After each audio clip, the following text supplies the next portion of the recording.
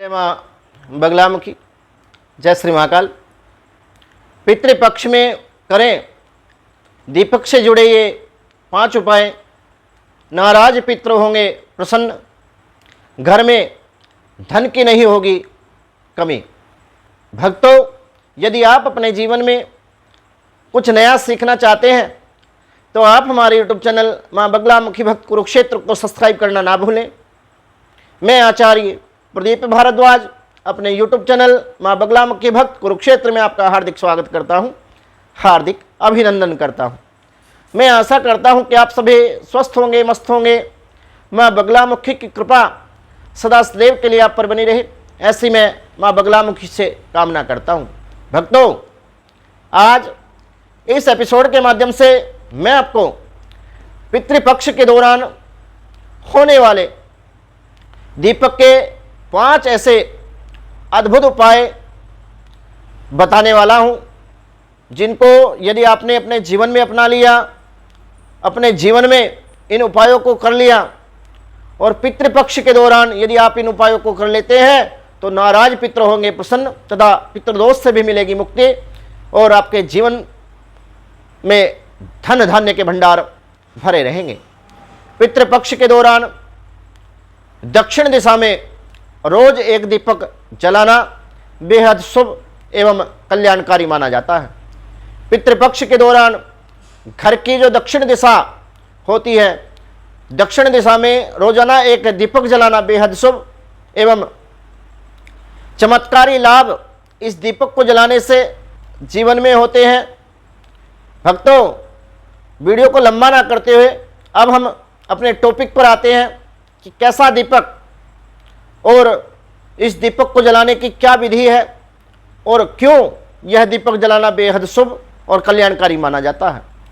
हिंदू धर्म एवं सनातन धर्म में दीपक जलाना बेहद शुभ एवं बेहद कल्याणकारी माना जाता है, क्योंकि कोई भी पूजा, चाहे वो छोटी पूजा लगा लीजिए या बड़ी पूजा लगा लीजिए, बिना दीपक के जलाए अधूरी मानी जाती है, वह पूजा पूरी नहीं होती। क्योंकि दीपक को कर्म का जो साक्षी हमारे शास्त्रों में बताया गया है, कर्म का साक्षी दीपक को बताया गया है। क्योंकि आप कोई भी छोटी पूजा, कोई यज्ञ इत्यादि, कोई बड़ा यज्ञ, कोई पितृयज्ञ, कोई महामृत्युंजय, कोई बगलामुखी अनुष्ठान या फिर कोई दुर्गा पाठ, कोई नवचंडी या कोई ग्रह शांति इत्यादि यज्ञ अपने घर में या किसी मंदिर में यदि आप कराते हैं,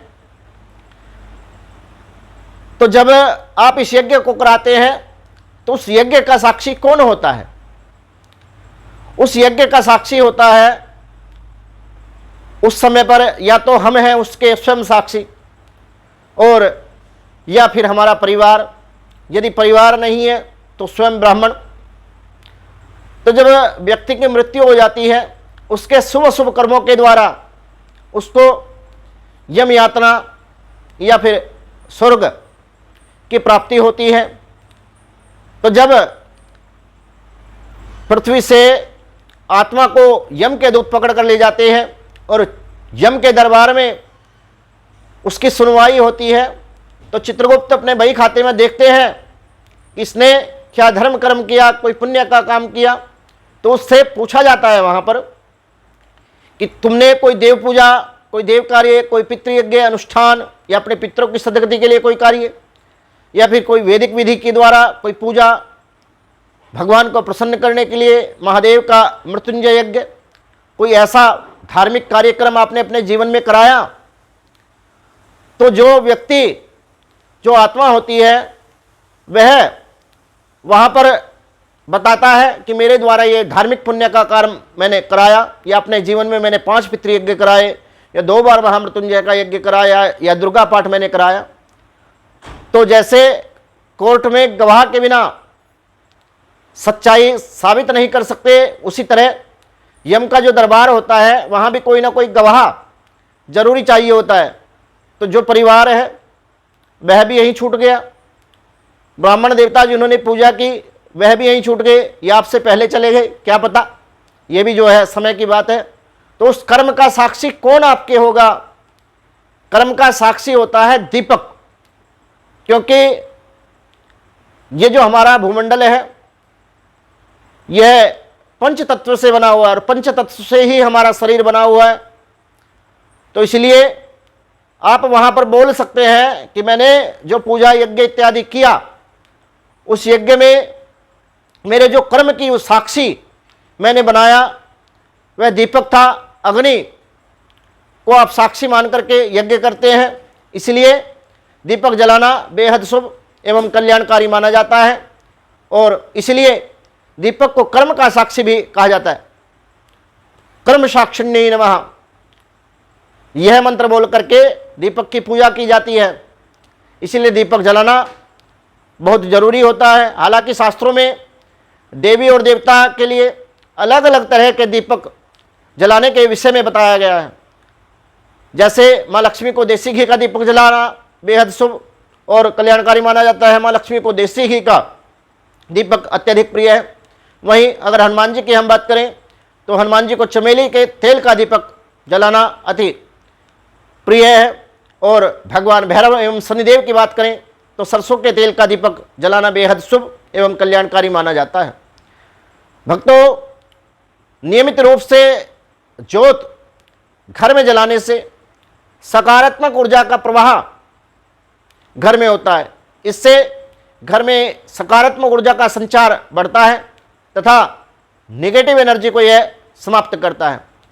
और एक और इसका लाभ है, इससे देवतागण प्रसन्न होते हैं। यदि आपके घर में सकारात्मक ऊर्जा का प्रवाह ज़्यादा होगा तो देवी देवताओं की कृपा आपके घर में बनी रहेगी। लड़ाई झगड़े आपके घर में नहीं होंगे, बीमारी इत्यादि आपके घर में नहीं होंगे, रोग ऋण शत्रुओं से आप बचे रहेंगे। इसलिए आपको भी मेरी एक विशेष राय है, गाय के शुद्ध देसी घी का एक दीपक आपको अपने घर में अवश्य जलाना चाहिए।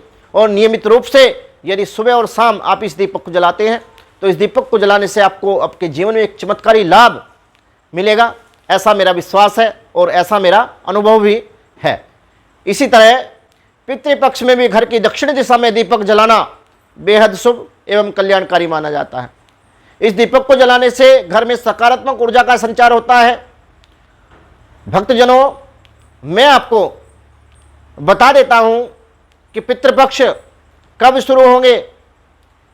तो पितृपक्ष की शुरुआत 28 अक्टूबर 2023 से होने जा रही है और पितृपक्ष शुरू होने वाला है। ऐसे में 15 दिन चलने वाले पितृपक्ष में यदि आप सही दिशा में और नियम से नियमित रूप से दीपक जलाते हैं तो आपको पितरों का आशीर्वाद मिलेगा, साथ ही साथ सभी मनोकामना भी आपकी पूरी होंगी और पितृदोष से भी आपको मुक्ति मिलेगी। आइए वीडियो के माध्यम से जानते हैं कि पितृपक्ष में घर की इस दिशा में दीपक जलाना बेहद शुभ होता है। घर की इन जगह पर दीपक जलाना घरों में सुबह की पूजा में और शाम की पूजा में संध्या वंदन, जिसको हम कहते हैं प्रातःकाल संध्या, मध्याह्न संध्या और साय की संध्या।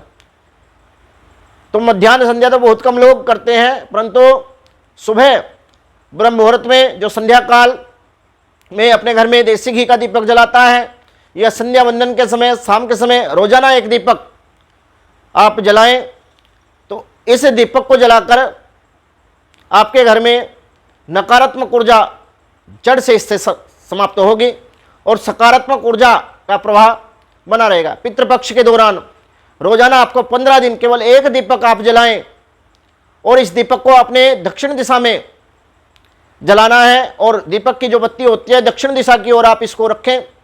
ऐसा करने से बेहद शुभ और कल्याणकारी रिजल्ट आपके जीवन में निकल कर आएगा। यह उपाय करने से पितृ प्रसन्न होते हैं और साथ ही साथ पितरों का आशीर्वाद भी प्राप्त होता है। भक्तों, मेरे द्वारा दी गई जानकारी यदि आपको अच्छी लगी हो तो आप हमारे YouTube चैनल माँ बगलामुखी भक्त कुरुक्षेत्र को सब्सक्राइब करना ना भूलें। वीडियो को लाइक करें, शेयर करें, चैनल को सब्सक्राइब करना ना भूलें। मैं अपने सभी सब्सक्राइबर भक्तों से कहना चाहता हूं कि वीडियो पर कमेंट जरूर करना है। यदि आपको हमारी वीडियो अच्छी लगती है तो तब भी आप उस पर कमेंट करें और यदि आपको वीडियो में कोई कमी या त्रुटि नजर आती है तो तब भी उस पर कमेंट करें, ताकि हम उन कमियों को सुधारें, अपनी त्रुटि को हम सही करें और आपका सही मार्गदर्शन हम कर सकें। आपका प्रेम और स्नेह ऐसे ही बना रहे, इसी मनोकामना के साथ जय मां बगलामुखी, जय श्री महाकाल।